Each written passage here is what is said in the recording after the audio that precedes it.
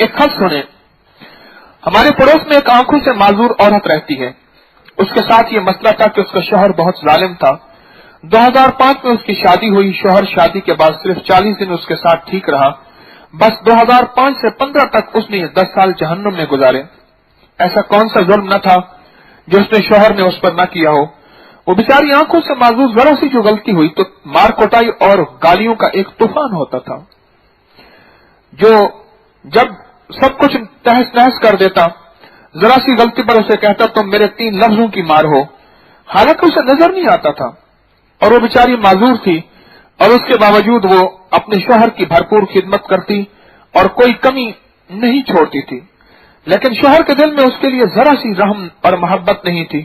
لوگوں پر پیسے لٹاتا, اسے 1 روپیہ بھی نہیں دیتا. حتیٰ کہ کھانے پینے کے سامان کے لیے اس کے ماں باپ میکے والے پیسے بھیجتے تھے. گھر میں کھانے کو کچھ نہ تھا. یہ جو بھی پکاتی اس کی ساس اپنے کمرے میں لے جاتی اور اس کو ہاتھ پر ایک روٹی رکھ کر دیتی اور تم اور تمہارے بچے یہی کھاؤ. اور وہ سالن نہیں ہوتا تھا, وہ پیاز یا کسی اور چیز سے روٹی کھاتی, وہ سالن ساس کے پاس پہنچ جاتا تھا. شوہر کی کوئی پرواہ نہیں کرتی تھی. شوہر کی کوئی پرواہ نہیں کرتی تھی. کون؟ ماں. اور شوہر بھی پرواہ نہیں کرتا تھا کہ میری بیوی کہاں سے کھاتی ہے, کہاں پہنتی ہے. ذرا سی بات پر 1 سال بھی بات نہ کرتا, سال بات نہ کرتا اور اس کے قریب نہ جاتا. اور جب مارنے پہ آتا تو اتنا مارتا کہ میری امی جا کے اس کو بچاتی. اس کی چیخیں محلے میں گونجتی تھیں. غرض جب ہم اس پڑوس میں آئے تو 8 سال کی تھی. اس پر 19 سال کی ہوں. اس وقت میں 19 سال کی ہوں. اس وقت میں کتنے سال کی تھی؟ 8 سال کی. یہ جو خط لکھ رہی خاتون, میں اس وقت 19 سال کی ہوں. میں اتنے سالوں میں نے اس پر ظلم ہوتے دیکھے. اس کا جینا گھر والوں نے حرام کر دیا اور دیور بھی کم نہیں تھے اور سارے اکٹھے ہو کے اسے مارتے تھے. اس معذور عورت کا تو کوئی بھی نہیں تھا اور نہ کوئی رہا. ضروریات زندگی وہ میری امی سے کہتی کبھی ایسا بھی وقت آئے گا میں ڈھیر سارا کھانا پکاؤں گی اور میں اور میرے بچے مل کے کھائیں گے.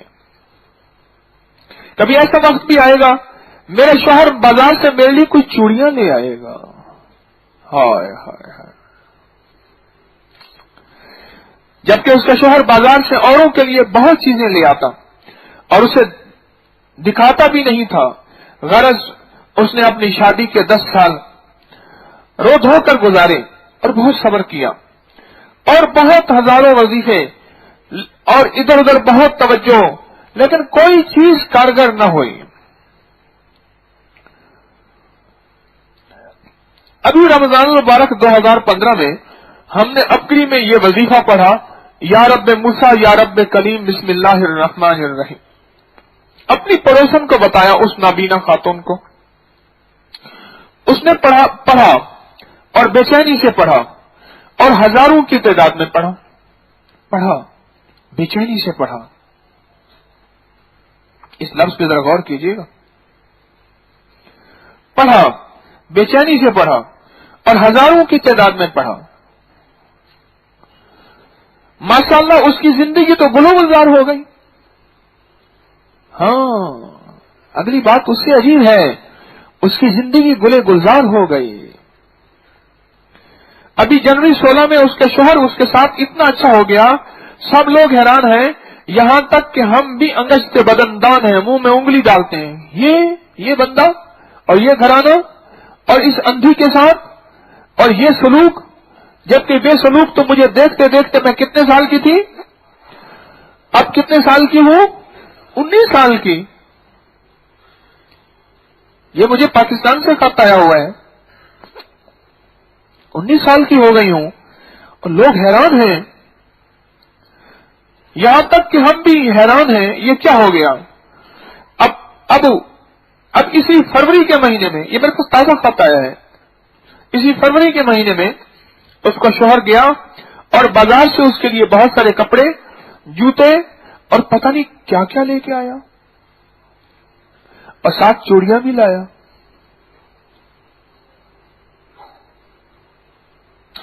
वो सारी तनख्वाह आप बीवी को देता है, इससे पहले सारी तनख्वाह बाहर खर्च कर देता था, पता नहीं कहां। अब माशाल्लाह अपने शौहर के साथ खुश व खुरम है और जिंदगी के बहुत अच्छे दिन गुजार रही है और उठते बैठते आपको दुआएं देती है। कोई सरमाया नहीं तारिक के पास। ये दुआएं हैं जो बेताब, बेचैन, दुखियारे, गमों के मारे जहन्नुम में जलते लोगों को जन्नत में पहुंचा दिया रब ने अपने नाम की बरकत से। उसके दिल से दुआएं नहीं निकलेंगे। और कहती है हकीम साहब की वजह से मेरी जिंदगी जन्नत बन गई और मैं आखिरी दम तक हकीम साहब को दुआएं देती रहूंगी।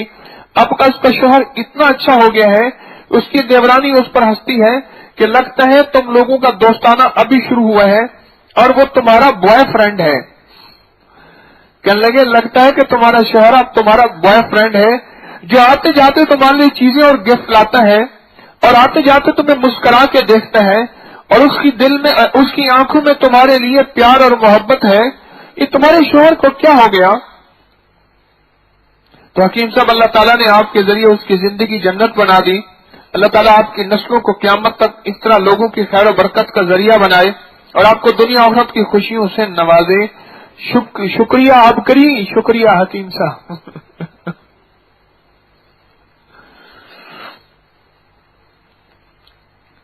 कौन है इन दुखियारों का? वो माई जो बेचारी आंखों से नाबीनी, उसको कौन जाके बताता कि इसके दिल में मोहब्बत अल्लाह ने डालनी है। दिल किसने बनाया और बंदों का दिल किसके कब्जे में? और नफरतें और मोहब्बतें कौन डाले? अल्लाह के पास क्या मोहब्बत के खजाने नहीं? अल्लाह नफरत की जगह अल्लाह ने मोहब्बत डाल दी और मोहब्बत डाल के दिखा दी और उस घर को अल्लाह ने गुले गुलजार बना दिया और वो घर जो जहन्नुम कदा था, आतिश कदा था, वही जन्नत का नमूना बन गया और वो घर जो नफरतों का मरकज था वो मोहब्बतों का महवर बन गया और वही बीवी जो पिस रही थी बेचारी गम की एक आतिश में, एक आग में, अब वही है जो मुस्कुराहट और खुशियों में उसके दिल से दुआएं नहीं निकलेंगी। और ये बात बता दूं, ये दुआएं अकेली मेरे लिए नहीं हैं। हर अबकरी का साहत मेरा देने वाला अल्लाह की बारगाह में इंशाअल्लाह ये दुआएं उसको भी मिल रही हैं, उसकी फैमिली को भी मिल रही, उसके बच्चों को भी मिल रही, उसके घर वालों को भी मिल रही, उसकी माँ बाप की कब्रों को भी मिल रही और उसकी आइंदा मौजूदा नस्लों को भी मिल रही। क्योंकि ये दुआ जो देने वाले हैं वो चाहे मुझे दुआ दें लेकिन दुआएं उन लोगों को जरूर लगती हैं। अब मुझे ये बताएं, एक छोटा सा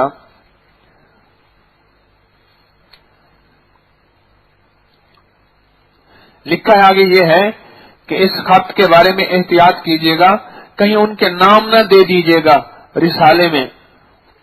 मैंने किसी का बताया नहीं कहां से खत आया, किसने लिखा, कैसे हुआ, मैंने आपको खत सारा बता दिया।